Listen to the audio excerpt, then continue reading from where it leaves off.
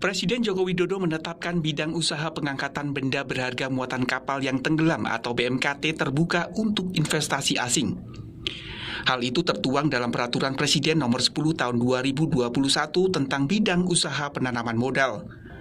Namun ada syarat-syarat yang ditetapkan pemerintah secara ketat untuk bidang usaha pengangkatan benda berharga muatan kapal tenggelam. Dari 20 itu, 14 yang dibuka itu adalah pengangkatan benda berharga asal muatan kapal yang tenggelam. Jadi kalau mencari harta karun di laut-laut, bisalah kau turun. Nah, syarat izinnya datang sama kita. Kita kan kasih tahu gimana sih caranya untuk kamu bisa ambil itu. Memenuhi itu untuk dapatkan izin, itu maksudnya. Kemudian, peninggalan sejarah dan purbakala bisa dibangun, tapi harus memenuhi syarat-syarat yang akan kita tetapkan. Jadi tidak langsung masuk OSS lalu kemudian izin didapatkan. Enggak. Harus ada syarat-syarat notifikasi. Yang saya yakinkan bahwa syarat-syaratnya itu juga tidak gampang. Sejarawan Andi Akdian mengingatkan aturan dalam izin harus diimplementasikan dengan baik. Memang dari pernyataan itu sudah bagus ada syarat-syaratnya. Saya kira itu tinggal benar-benar dapat diimplementasikan. Ada kajian ahli yang kompeten di bidangnya untuk memberikan status yang tepat terhadap benda cagar budayanya, kata Andi Akdian seperti dikutip dari detik.com Jumat lalu. Namun kritikan dilontarkan oleh mantan Menteri Kelautan dan Perikanan Susi Pujiastuti. Susi melalui akun Twitter pribadinya menyatakan, Pak Presiden Jokowi dan Menteri Kelautan dan Perikanan Sakti Trenggono mohon dengan segala kerendahan hati untuk BMKT dikelola dan diangkat sendiri oleh pemerintah. Sudah banyak kita kehilangan benda-benda bersejarah yang seharusnya jadi milik bangsa kita.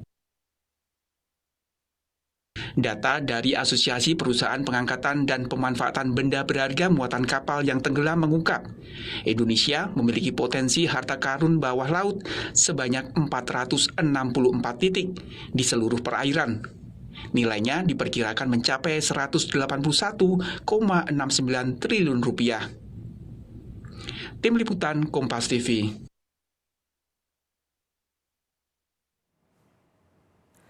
Saudara Presiden Joko Widodo menetapkan bidang-bidang usaha pengangkatan benda berharga asal muatan kapal yang tenggelam di perairan Indonesia terbuka bagi investasi asing.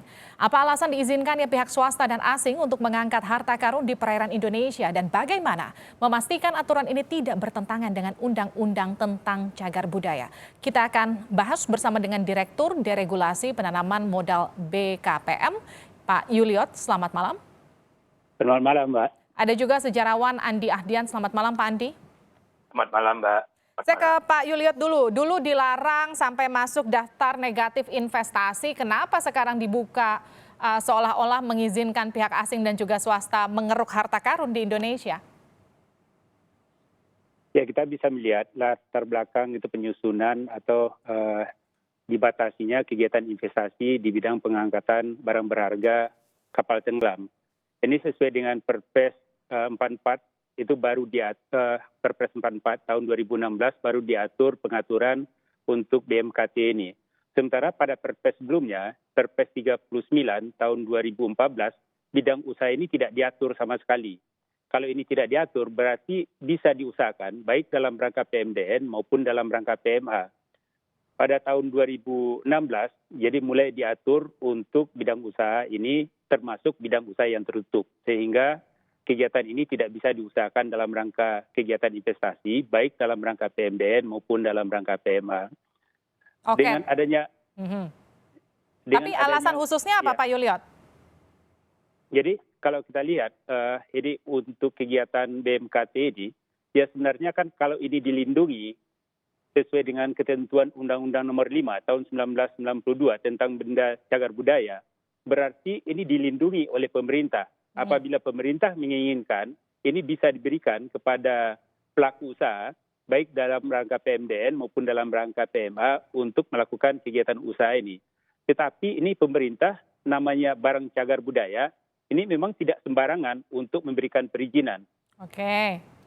Pak Yuliot, ini saya bacakan ya, ada Deputi Bidang Koordinasi SDM Kemenko Marves menyebut ongkosnya mahal untuk ini jadi alasan pemerintah akhirnya mengizinkan swasta dan juga pihak asing untuk mengeruk harta karun di Indonesia karena menurut orang tersebut ongkosnya bisa sampai 14 miliar rupiah untuk satu kapal. Kalau dari sisi biaya mungkin itu tidak menjadi permasalahan bagi pemerintah, apalagi kalau ini sekitar 14 miliar rupiah. Per satu kapal loh Pak, kan ada ya, ribuan kapal kita punya. Ini tadi kan sudah disampaikan bahwa ini kan potensinya itu adalah sekitar 464 titik. Oke. Jadi ini kan juga tidak terlalu besar. Ya kemudian kalau ini dalam sisi pengangkatannya sendiri, ini peralatan-peralatan yang dimiliki untuk pengangkatan kapal ini benda-benda berharganya itu ya mungkin itu tidak terlalu canggih banget ininya. Jadi problem kita itu di alat atau di dana, Pak Yuliot? Ini ada dua. Itu apabila diperlukan peralatan, maka ini kan diperlukan pembiayaan. Oke. Jadi ya ini korelasinya ke situ, Mbak.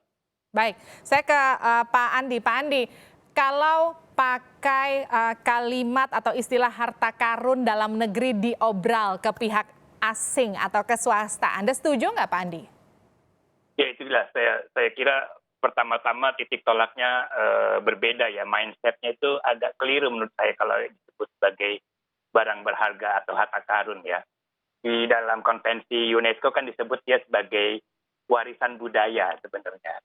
Apa benda-benda yang tenggelam ya, dari yang usianya kalau UNESCO itu 100 tahun dan mereka sebut itu sebagai warisan budaya. Dan kalau warisan budaya nilainya itu beda. Dia bukan harta karun, bukan. Dia punya nilai, tapi bukan nilai yang seperti tadi disebutkan dalam artian bahwa dia bisa memberikan investasi dan lain sebagainya. Okay. Ya mungkin akan ada ya nilai ikutan ekonomi.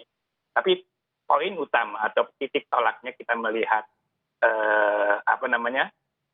benda cagar budaya di bawah air, itu undang-undangnya kan baru ya, Undang-Undang Nomor 11 tahun 2010 sebenarnya itu sudah mengatur juga bahwa itu harus dilindungi gitu. Jadi kita menempatkannya sebagai warisan budaya. Kita bahasanya itu mindsetnya itu adalah warisan budaya, identitas kita yang akan kita gali untuk kepentingan pengetahuan. Oke, jadi artinya kalau ini memang warisan budaya, ini identitas bangsa kita, seharusnya ini dikelola sendiri oleh pemerintah, tidak melibatkan pihak asing, begitu?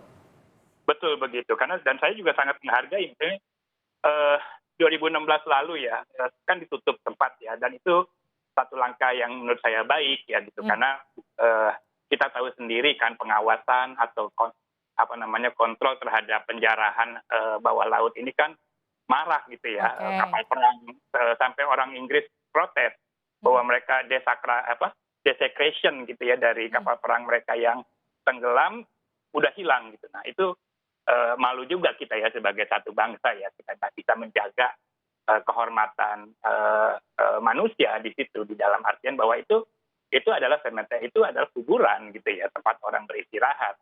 Kapal perang bukan benda berharga, tidak seperti itu. Tapi kenyataannya saya kira saya memberikan apresiasi pada saat itu ditutup gitu ya, sebagai dia bukan ada kesadaran gitu ya. Menteri Susi saat itu kan dia bukan sejarawan, dia bukan ahli cagar budaya, tapi dia tahu gitu ada nilai lebih dibanding sekedar ekonomi gitu. Karena waktu kita terbatas, saya ke Pak Yuliot ini terakhir.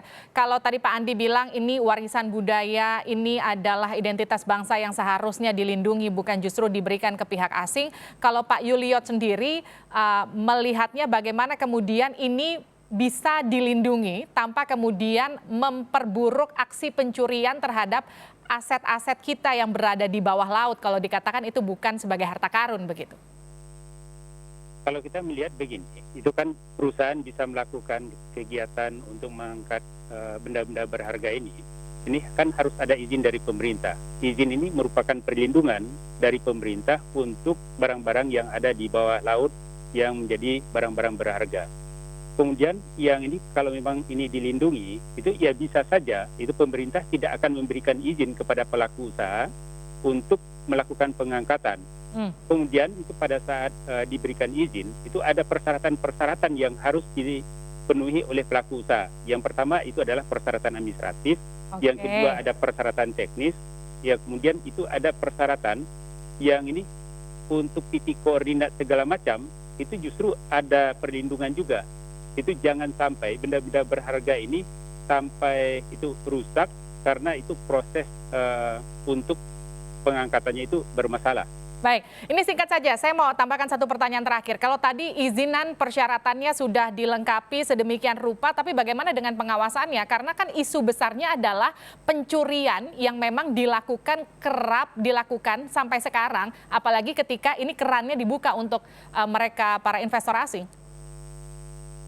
Jadi kalau kita lihat itu di Undang-Undang Cipta Kerja, itu dalam implementasi Peraturan Pemerintah Nomor 5 Tahun 2021, di situ antara perizinan berusaha berbasis risiko dengan pengawasannya itu sejalan. Apabila pemerintah memberikan izin untuk satu kegiatan usaha, maka pengawasannya itu juga itu langsung dilakukan terhadap perizinan berusaha yang dilakukan. Oke. Kemudian, Baik, artinya pemerintah menjamin bahwa perizinan akan seiring dengan pengawasannya. Jadi ketika makin banyak yang diizinkan akan makin luas dan juga makin efektif juga nanti pengawasannya. Itu tentu yang kita harapkan bersama dan kita masyarakat nanti juga akan mengawasi dan juga mengevaluasi bersama. Terima kasih Pak Yuliot dan juga terima kasih Pak Andi.